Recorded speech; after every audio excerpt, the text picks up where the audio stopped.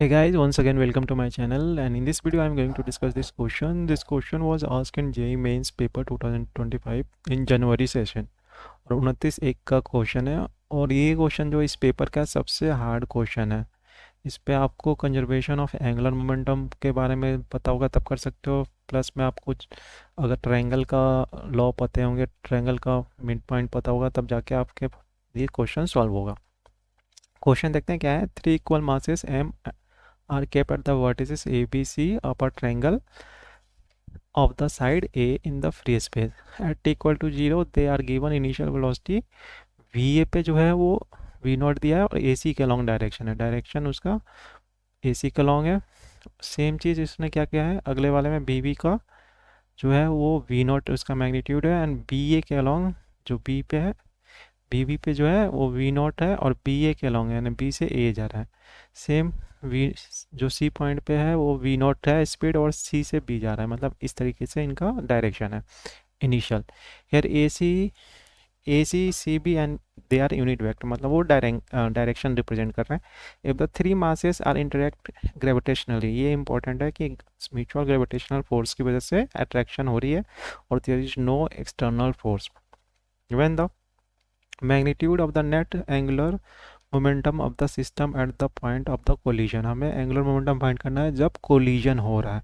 तो इस क्वेश्चन को करने के लिए हमें ये यहाँ पे हिंट दिया है कि अगर क्या है कि इंटरनल जो वो है फोर्स है वही प्रेजेंट है, एक्सटर्नल फोर्स कोई नहीं है। तो एक्सटर्नल फोर्स नहीं है, दैट मीन्स कि हम क्या कर सकते हैं, इसका एंगुलर मोमेंटम कंजर्व रहेगा। डैट मीन्स क्या होगा, जब कोलिजन पे एंगुलर मोमेंटम होगा और जो सी पॉइंट पे स्टार्ट किया था उस टाइम जो एंगुलर मोमेंटम होगा दोनों इक्वल होगा। यानी कि अगर हम वर्टिस पे जो एंगुलर मोमेंटम हो वो निकाल लें तो वही कोलिजन के टाइम पे ही वो वाला एंगुलर मोमेंटम होगा। अब क्वेश्चन आता है कि अगर मुझे निकालना है सेंट्रोइड पॉइंट पे हिट करेगा, तो अबाउट मतलब सेंटर पे हिट करेगा, तो सेंटर पे हिट करेगा तो इसके अराउंड जो होगा हमारा नेट एंगुलर मोमेंटम कंजर्व रहने वाला है। तो हम क्या करेंगे, यहाँ से एंगुलर मोमेंटम फाइंड करेंगे। तो एंगुलर मोमेंटम जब इनिशियल फाइंड करेंगे तो पहले मुझे क्या करना पड़ेगा, हमें फॉर्मूला पता है एंगुलर मोमेंटम का, जो होता है कि क्या चीज़ होता है, MVR, यानी mass into velocity and perpendicular distance. ठीक है, ये होता है वेलोसिटी का। क्योंकि ये ट्रांसलेशनल मोशन है, रोटेशनल मोशन है नहीं इसमें कुछ, तो सिर्फ ट्रांसलेशनल मोशन की वजह से जो एंगुलर मोमेंटम जनरेट हो रहा है वही हमें लिखना है यहाँ पे। तो अगर सी पॉइंट मतलब सेंटर पॉइंट ले लेते हैं, सेंटर पॉइंट से ये हो गया, यहाँ पे हिट करेंगे तो इस पॉइंट से अगर ये क्या होगा, इसकी इनिशियल वेलोसिटी का परपेंडिकुलर डिस्टेंस निकाले तो ये वाला डिस्टेंस आता है, और इसकी वैल्यू जो कैलकुलेट करोगे तो वो हो जाएगा साइड डिवाइड बाय 2√3। तो यानी कि A/2√3 जो होगा इसका डिस्टेंस आता है इस लाइन से परपेंडिकुलर डिस्टेंस।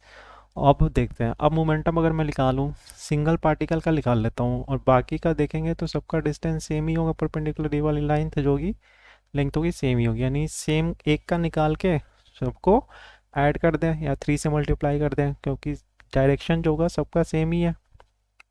यहाँ से देखोगे आप डायरेक्शन निकालोगे तो R×B तो इधर ही आएगा, इसका भी आपका ऐसे आएगा, इसका भी ऐसे आएगा, यानी सबका एंटी क्लॉकवाइज में आ रहा है, यानी कि सबको ऐड कर सकते हैं हम। तो हम क्या करेंगे, इसको एक का फाइंड कर लेते हैं सबसे। तो सिंपल सा बन जाएगा ये क्वेश्चन। हम MVR लगाएंगे तो मास इसका दिया है M, ये रहा, और V दी है वेलोसिटी V नॉट, तो ये V नॉट हो जाएगा। परपेंडिकुलर डिस्टेंस हमने निकाल लिया, एक्सिस ऑफ मोशन एंड जहाँ से हम निकाल रहे, तो ये आ जाएगा A/2√3। तो ये हो गया सिंगल पार्टिकल का एंगुलर मोमेंटम। अब 3 का निकालना है, क्योंकि ऐड होंगे तो मल्टीप्लाई कर देते हैं, तो √3/2 MV0A। तो ये आ जाएगा हमारा टोटल एंगुलर मोमेंटम इसका eight the point of collision. जहाँ पे कोलिजन होगा वो हमारा सेंटर ऑफ द ट्रायंगल है। तो सेंटर ऑफ ट्रायंगल हमने पहले उससे डिस्टेंस निकाला, परपेंडिकुलर डिस्टेंस, वेलोसिटी के डायरेक्शन का, इनिशियल वेलोसिटी के डायरेक्शन का, और फिर इनिशियल मोमेंटम निकाला, एंगुलर मोमेंटम निकाला, और वही उनको पूरा सिस्टम का निकाल लिया, और वही रहेगा जब कोलिजन भी होगा, because there is no external force.